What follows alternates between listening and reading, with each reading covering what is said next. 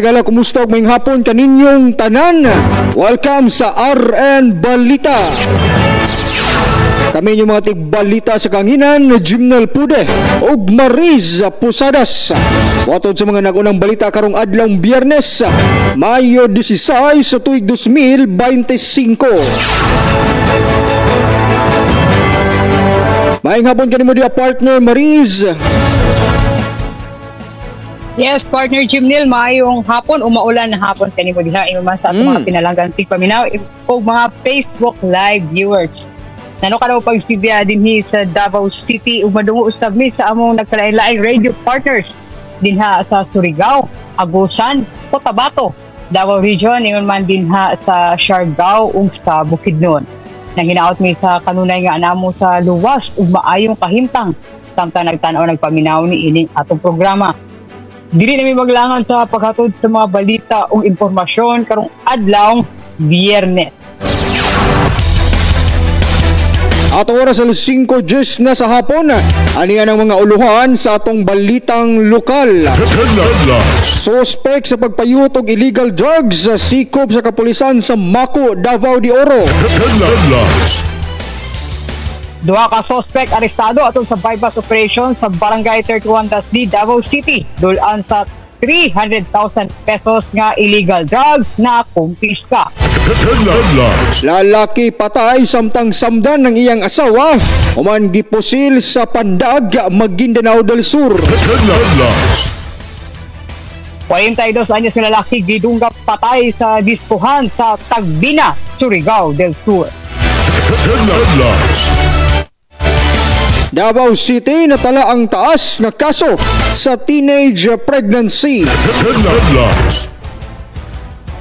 Samtang motorcycle rider nga nalambigit sa disgrasya sa Quimpo Boulevard, Davao City, nabugtuan na sa iyang gininhawa sa Balay, Tambalanan.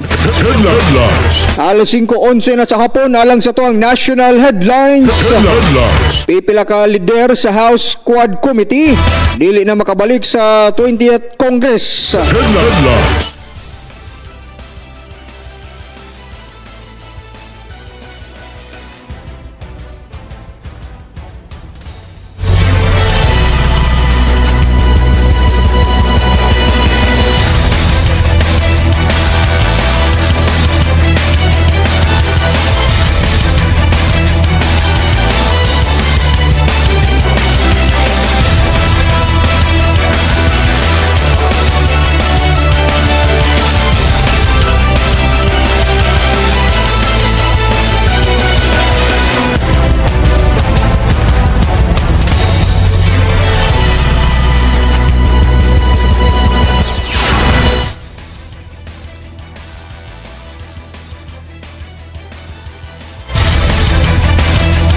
Atong oras alas 5:12 na sa hapon, atong balikan atong mga national headlines. Pipila ka lider sa House Quad Committee dili na makabalik sa 20th Congress. DepEd Secretary Sani Angara nanawagan sa mga newly elected leaders nga himuong nag-unang prioridad ang natad sa edukasyon. Samtang Department of Education gipasalamatan ang misalmot sa eleksyon, nakapin 600,000 katao sa ahensya gipasidunggan. Sugyot sa kampo ni Pastor Apollo Kibuloy alang sa manual recount sa mga boto gi-reject sa COMELEC. Samtang alang sa itong international headlines, sa 17 katao gipaaresto sa pagkahagsa sa usa ka gambalay sa Thailand. Samtang beauty influencer sa Mexico dipusil patay samtang live stream sa TikTok. O galang sa itong sports sa headlines, Manny Pacquiao gikumpirma ang pagbalik niya sa boxing. O sa atong entertainment news, agaw sa 24 oras news anchor nga si Emil Sumangil ni panaw ato sa pagsaka ni ini sa Mount Everest. Ug atang ninyo unya taud-taud ang pangutana alang sa atong RN pakulong hatod kanato sa kanunay sa EXL Makabuhay Plus Capsule.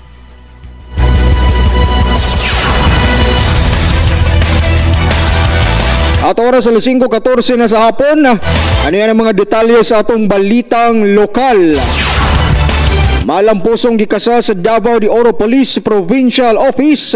Pinaagi sa Mako Municipal Police Station ang bypass operation nga miresulta sa pagka-aresto sa usa ka alias boy sa poblasyon ng Mako, Davao de Oro. Kauban sab sa operasyon ang PDEA nga maoy mikumpirma sa binuhatan sa maong sospek. Nakuha sa otoridad gikan sa sospek ang gituohang shabu, mga drug paraphernalia ug mark bypass money nga gamit sa operasyon. Nakakustodiya na si alias boy sa Mako Police Station alang sa dugang investigasyon ug legal proceedings. Arestado kaganihang kadlaw ang usa ka high value individual o HBI. Ingon man ang kauban niini atol sa gikasang bypass operation sa kapulisan sa Purok 8A, Barangay 31, Dasdi, Davao City. Ang nasikop nga HBI giilang si alias Bebe, 25 anyos, o ang kaubanan niini sa illegal nga kalihukan nga si alias J, 27 anyos. Nasakmit sa ilang posisyon ang mukaba sa 274,720 pesos nga kantidad sa gituuhang shabu. Paslak na sa prisuhan ang duha nga mag-atuba og kasong paglapas sa Republic Act 9165 o Comprehensive Dangerous Drugs Act of 2002. Alas 5:15 na sa hapon, lain pang balitang lokal. Patay ang usa ka giilang Lakmudin Uga samtang samdan sab sa kamot ang iyang asawa. Uman gipamusil ganiyang buntag sa sitio Talingko, Barangay Kayaga, Pandag, Maguindanao del Sur. Subay sa report, kauban sab sa biktima ang iyang anak. Apan swerte kining wala na ego ug luwas ang kahimtang. Nasayran nga mulupyo sa buong lugar ang mga biktima kung asa nahitabo ang krimen. Sa karon wala pa'y pahayag ang kapulisan na samtang padayong giimbestigahan ang motibo ug sospek sa krimen.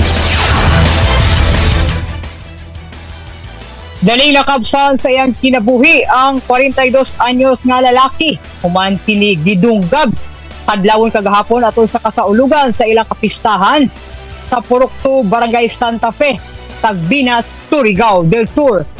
Ang biktima na ilang si Jose Otero, samtang ang suspect di lamang si alias Otoy, 45 anyos. Base sa investigasyon, nagkalalis ang duha hinungdan nga niuli ang suspect sa ilang panimalay aron magkuha og kutstilyo. O sa iyang pagbalik, dito na niini gidunggap ang biktima sa diskuhan sa lugar. Nakahiagong si Otero og sama dinunggaban sa iyang tiyan. Nadala pa kini sa balay tabalanan apan gideklara ng dead on arrival. Samtang ang suspect tanggong nasa prisuhan nga pasakaan og kasong murder. Alas 5:17 sa hapon, dugang pa sa itong balitang lokal. Gibutyag ni Dr. Mary Lee Lim sa Southern Philippines Medical Center nga nakatala ang Davao City og taas nga kaso sa teenage pregnancy sa nasud. Hinungdan nga nagpahigay ng Philippine Obstetrical and Gynecological Society Mindanao Chapter o seminar sa mga eskwelahan aron mapaabot sa mga kabatan-unan ang mga peligro o kadelikado sa sayo nga pagbuntis. Nasayran nga ang pinakabatang natalang kaso sa teenage pregnancy sa Davao, nag-edad og 12 anyos. Matod pa rason sagad sa teenage pregnancy, mao mga batang dunay broken family, social media influence, sexual abuse, kultura, peer pressure og daghan pa.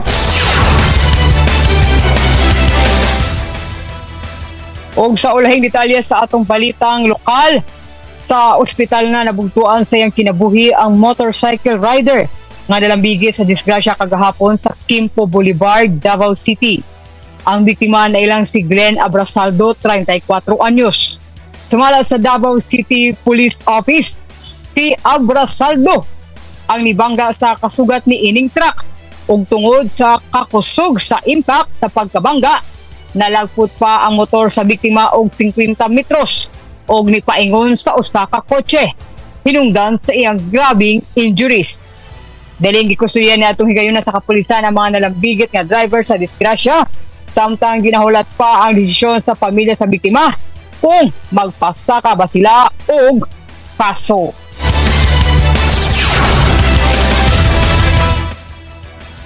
Mao na ang detalye sa mga balitang lokal. Mubalik ni dayon alang sa paghatod sa atong balitang national o uban pa.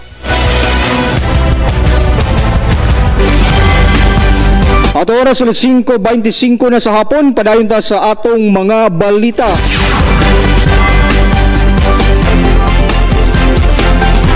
Alang sa atong balitang national, pakyas nga makakuha og suporta ang pipila ka mga lider sa Quad Committee sa Kamara de Representantes atol sa baguhay pa lang May 12 elections.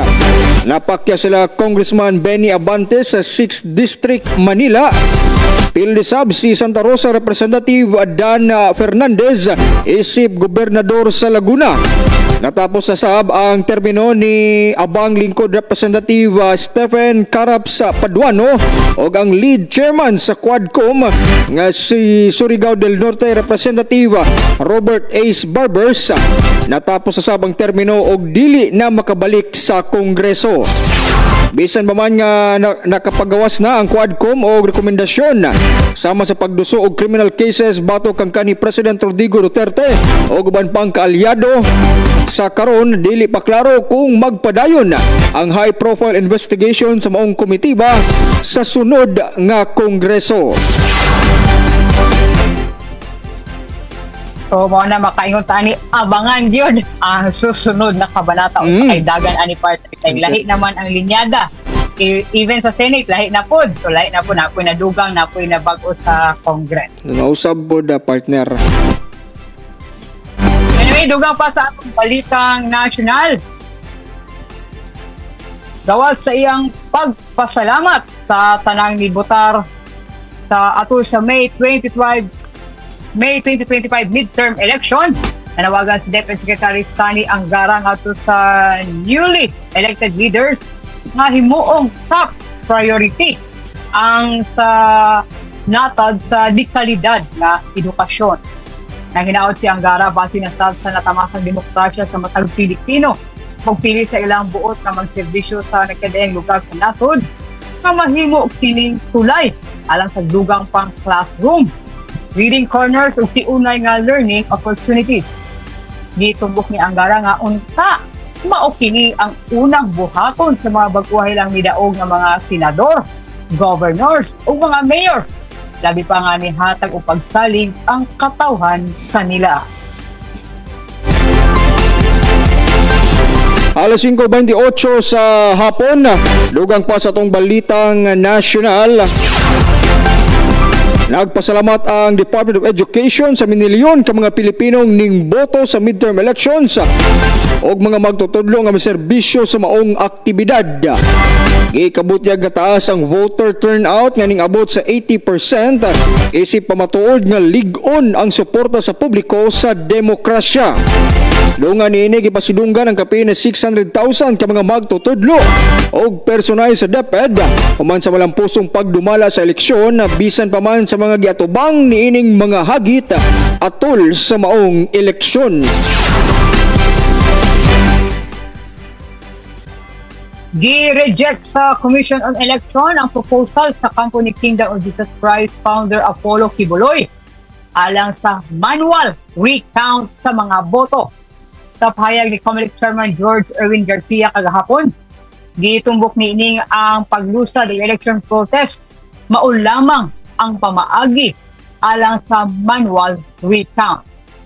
Samtang alang sa tigpamaba ug abogado ni Kibuloy nga si Attorney Israelito Torion, dunay gahom ang Comelec nga moduso sa manual recount sa mga boto bisan pa man walay petisyon alang niini.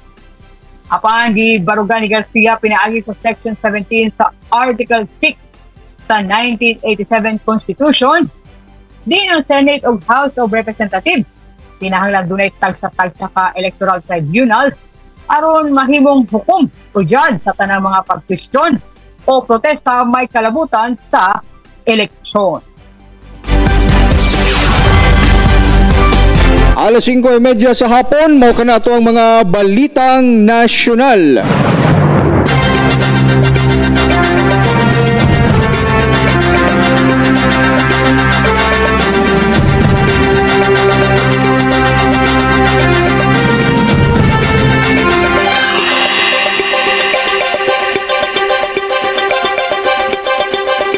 Samtang alang sa itong mga balitang internasyonal, gipaaresto sa korte sa Thailand ang 17 ka mga tao kinsa dunay kalabutan sa pagkahagsa sa usa ka gambalay human nahitabo ang linog niadtong Marso. Ang 30 ka andana nga gambalay gitukod alang sa State Audit Office kundiin nahagsa human ning tayog ang magnitude 7.7 nga linog diin na sinati sab sa Myanmar. Sa maong linog na diskubrihan ang 89 ka mga patayng lawas sa gikan sa nahagsa nga gambalay samtang adunay 7 pa ka tawo ang missing. Ang maong warrant of arrest ipagawas batok sa nagdisenyo, nagconstruct o supervisor sa tower.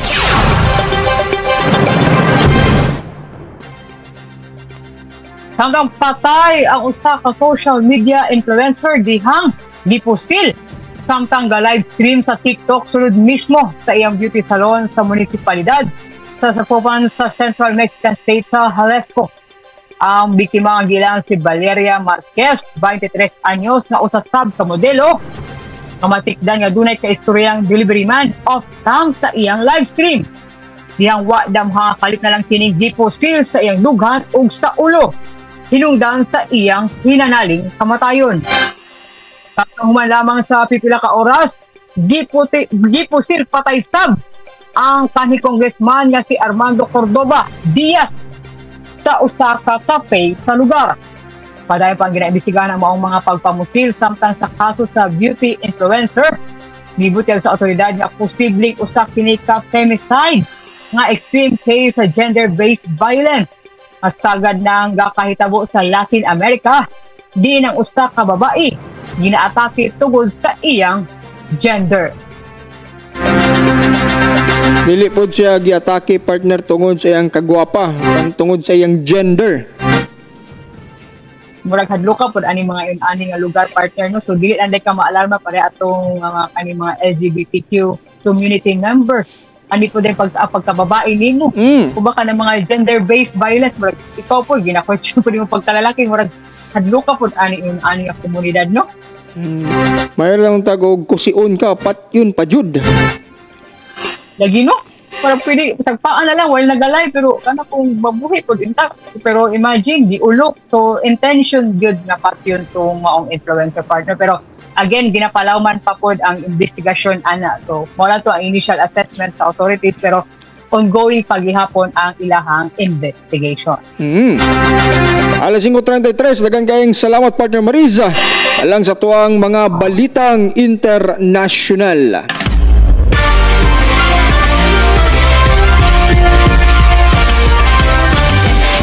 Samtang dinita sa tuwang balita sa paugnat sa kusog, gikumpirma na ni Filipino boxing icon na Manny Pacquiao ang iyang subling pagbalik sa boxing ring.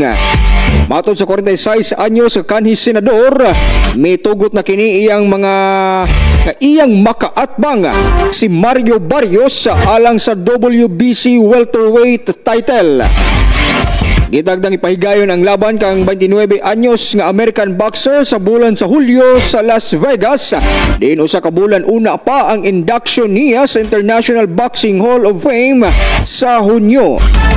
Walay nakigtigi si Pacquiao niadto pang Agosto 21, 2021 sa diyang iyang gipildi si Cuban boxer Yordenis Ugas sa titulo sa WBA welterweight.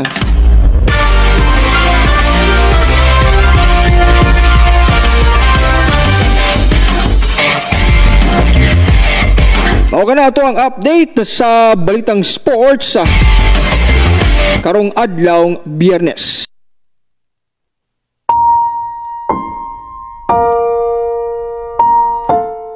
Entertainment news.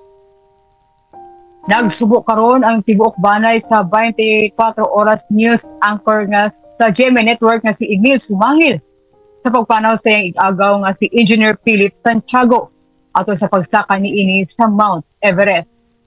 Gipahibalo ni Emil ang maong balita kagahapon pinaagi sa iyang social media account dungan sa panawagan alang sa pag-ampo ug sa pagrespeto sa ilang privacy samtang ginaproseso pa nila ang kalit nga insidente. Wala na sa miini gidetalye pa sa kung unsa agayod ang gikamatyan sa iyang ig-agaw. Samtang base sa report sa Himalayan Times, nabugtuan sa iyang gininhawa si Santiago sa Camp 4. Diin nangandam na ang ilang grupo paingon sa summit sa Mount Everest, nga maoy highest mountain sa tibuok kalibutan. Nasayran nga lakip ang ig-agaw ni Emil sa Mountaineering Association of Krishna Nagar Snowy Everest Expedition.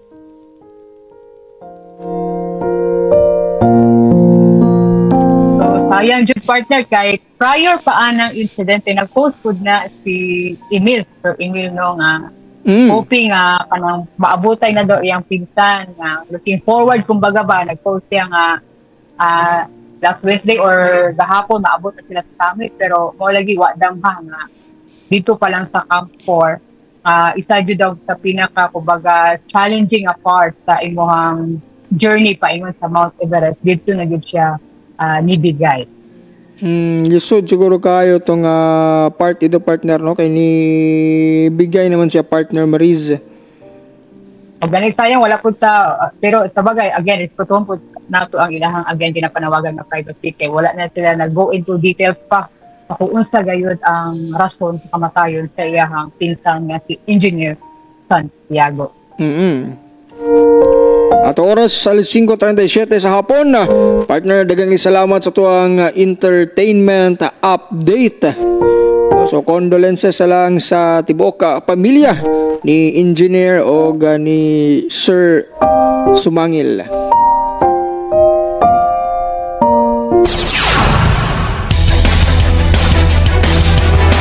Partner Maris, di na maglangan ato ng balikan ang atong mga headlines karong hapuna. Suspect sa pagpayot og illegal drugs sa sikop sa kapulisan sa Maco, Davao de Oro. Duha ka suspect arestado ato sa bypass operation sa Barangay 31-D, Davao City. Dulaan sa 300,000 pesos nga illegal drugs na kumpiska. Lalaki patay samtang samdan ang iyang asawa human gipusil sa Pandag, Maguindanao del Sur. 42 anyos na lalaki gidunggab patay sa diskuhan sa Tagbina, Surigao del Sur. Davao City natala ang taas nga kaso sa teenage pregnancy. Motorcycle rider nga nalambigit sa disgrasya sa Quinto Boulevard, Davao City, nabugtuan na sa iyang gininhawa sa balay, Tambalanan. Samtang pipila ka lider sa House Quad Committee, dili na makabalik sa 20th Congress. DepEd Secretary Sonny Angara na nawagan sa mga newly elected leaders nga himuong nag-unang prioridad ang natad sa edukasyon. Department of Education gipasalamatan ang misalmot sa eleksyon. Kapin 600 katao sa ahensya gipasidunggan. Sugyot sa kampo ni Pastor Apollo Kibuloy alang sa manual recount sa mga boto, gi-reject sa COMELEC. 17 katao gipaaresto sa pagkahagsa sa usa ka gambalay sa Thailand. Beauty influencer sa Mexico gipostil patay samtang live stream sa TikTok. Og Manny Pacquiao gikumpirma ang pagbalik niya sa boxing. Ig-agaw sa 24 oras news anchor nga si Emil Sumangil ipanaw ato sa pagsaka niini sa Mount Everest. Okay, di na ta maglangan. O pasensya again na sa atong, especially sa atong mga Facebook Live viewers. Wala yun ni video o picture man lang ni partner Jimnel karon kay siguro dala na po sa weather karon no unstable kaayo ang among connection. So anyway, ang pangutana base sa atong local news sa ganiha, unsa ang natalang nagkataas na kaso sa Davao City. Ako sabon, base sa atong local news sa ganiha, unsa ba ang natalang nagkataas na kaso sa Davao City? Kung nakabalo mo sa answer, i-text na dahil sa atong text line 0908-427-9463. Again, 0908-427-9463. Pwede usap niyo i-chat ako ang second Facebook account, Gray Pusadas. Ang inyong tubag, kalakip ang inyong full name, lugar, of course. Ayaw ninyo kalimpi sa pagbutang ang inyong GCash account name and number. O sa kung kantil sang GCash ninyo buot i-send kung ugaling ka mo ang mapiling winner. Stay tuned kay mubalik dayon ni partner Jimnil alang sa atong RN. Diskusyon Magabuhay.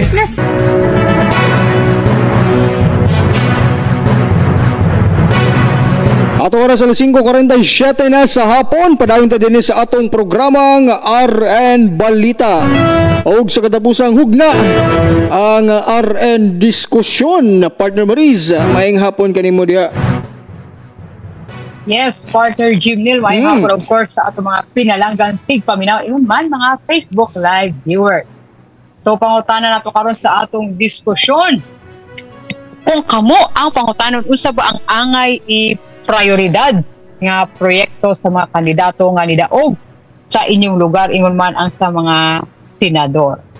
Kay base sa atong national news sa ganiha partner, of course kay DepEd Secretary man siya, so buot po jud ni Secretary Sani Angara nga ang tutukan ang kaning quality education mo na ang ibong top priority unta daw sa mga bag-uhay nga nidaog nga mga lideres sa atong nasod.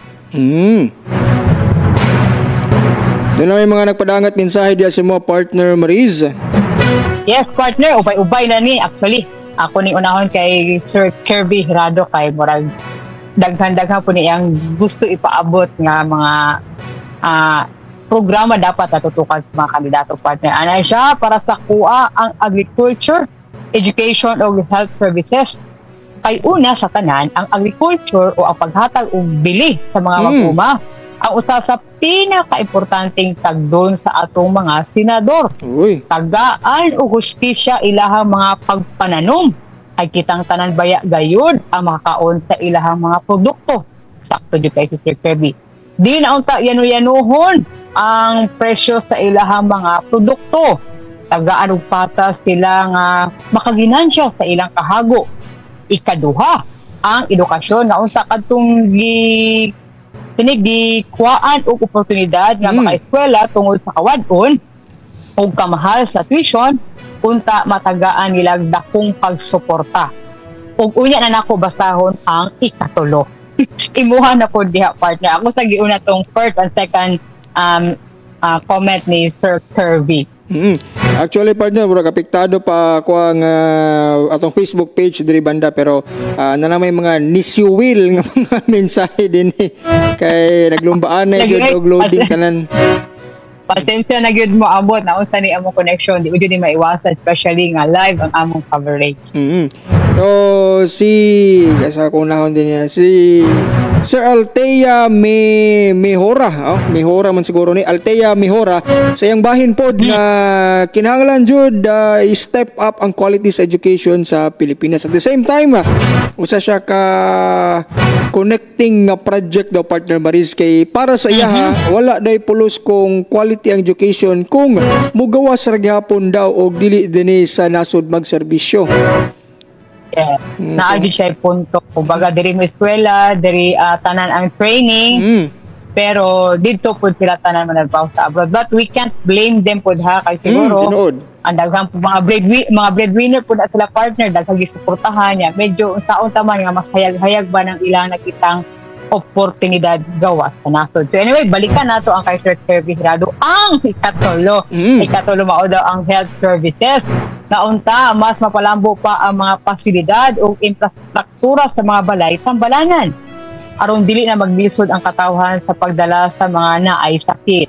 Pupunta kaning sa health services, dili na unta ingon magbinati o batasan na ang mga workers ni ini kay kapila na nga naay mga higayon nga dili tinud-anay ang ilang pagtrabaho nga makatabang sa mga nanginahanglan kani mga health workers kay dili nila dawaton og walay ikapakitang kwarta. Uy, real talk ni kay Sir Kirby ba?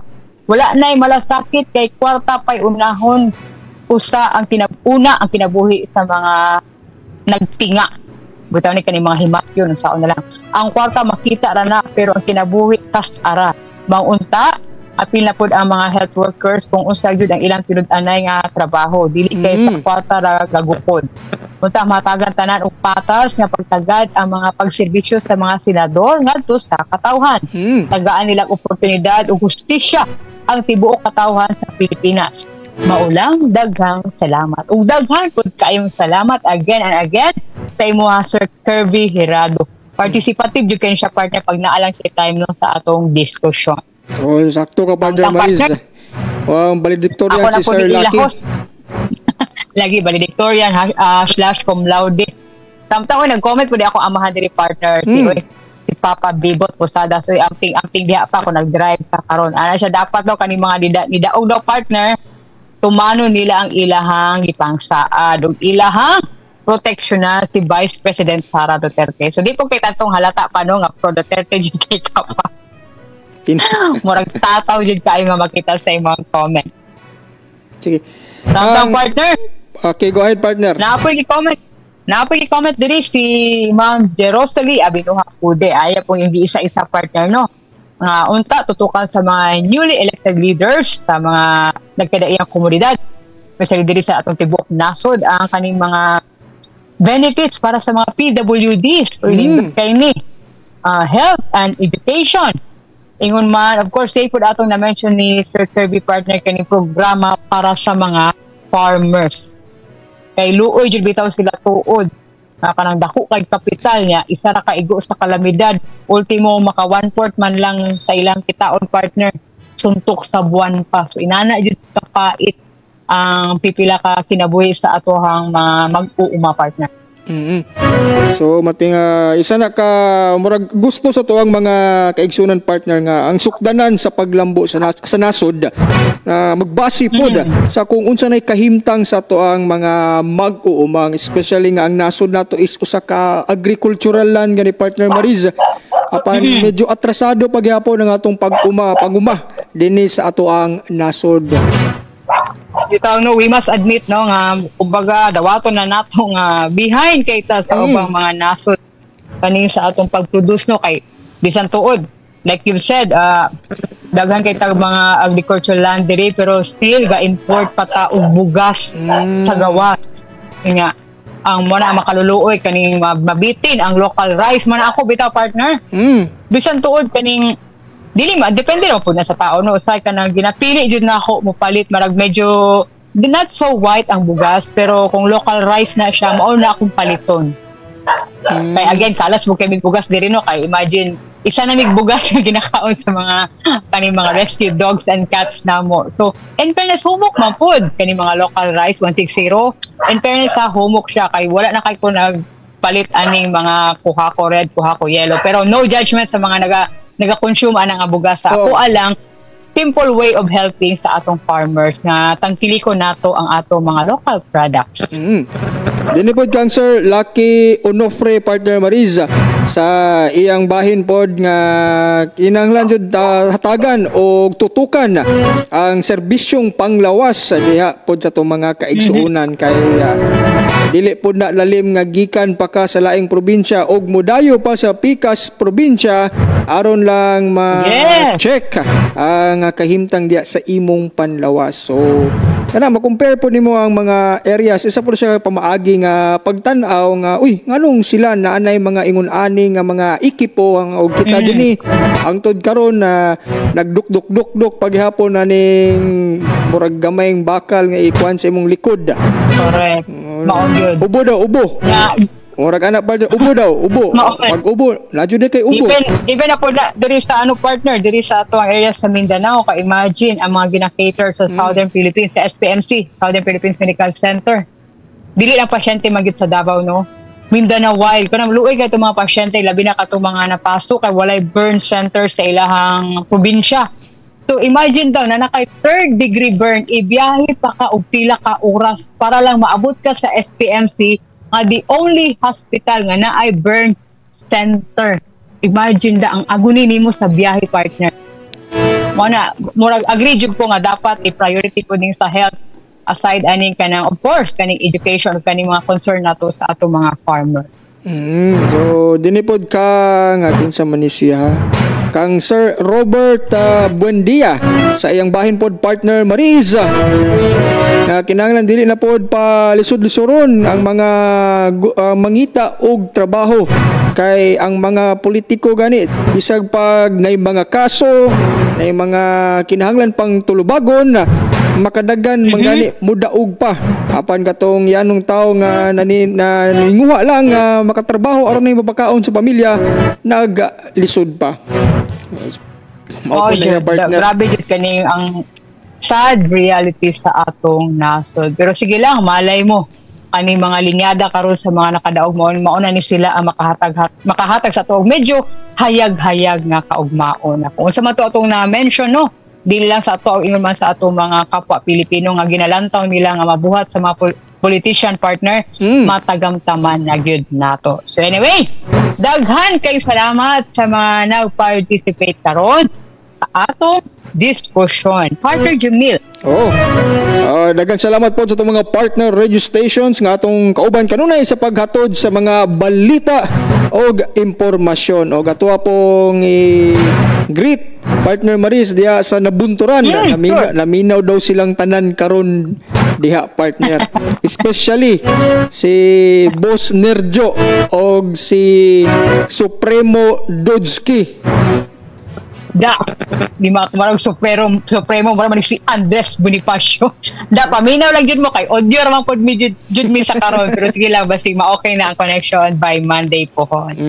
So again, kay Nerjo kay Supremo din ha, amping mo kung asa man mo paingon karong adlaw. Og again, daghan kay salamat sa tanan ingon man sa ato mga pinalanggang listeners and Facebook Live viewers. Unahon nako sila Sir Juno Matakdol, si Ma'am Renalyn Ruset Martinez, o si Sir Rolly Abdullah Martinez, na late daw siya gamay, partner, pero okay lang.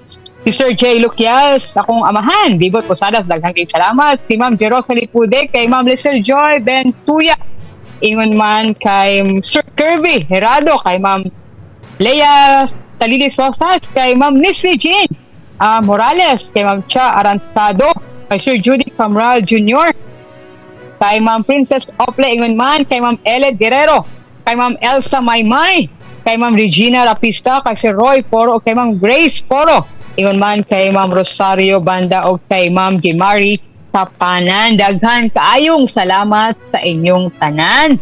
O ato na i-announce ang atong mga winners karong maulan na Friday. Isa ba ni mga winners nato sa atong pakulo? So again, pasensya na jud ha kay majority good as always. Sakto gyud mo sa inyong tubag, pero unsaon taman nga again duha lang jud ang amo mapili nga winners, kay wala pa jud mi nakadaog ni partner Jimnil sa loto ba para himuon namong napulo na ni ang winners patag adlaw. So anyway, congratulations sa atong napiling winners. Ang una, partner, gikan sa Compostela, Davao de Oro. Congratulations, Ma'am Regina Rapista. Ingon man ang atong texter gikan sa Tagum City. Congratulations, Ma'am Missy Jean Morales. Parehong tama ilang tubag, teenage pregnancy. So daghan jud kay nakatama kung hingan i-mention ako tanan, halos tama gyud mo bagamay ra ang nasayop nga drugs ang ilahang na answer. So anyway, again, congratulations sa atong mga winners. Ug daghan kay salamat sa inyong tanan. Amping mo kanunay ug alang sa atong serbisyong sunod-anay. Og serbisyong kinasing-kasing. Ako si Maris Posada. Ako si Jimnel Pude. Daghang salamat sa iyong pagtutok o pagpaminaw. Mayong gabi sa atong tanan ug dalaygon ang Dios.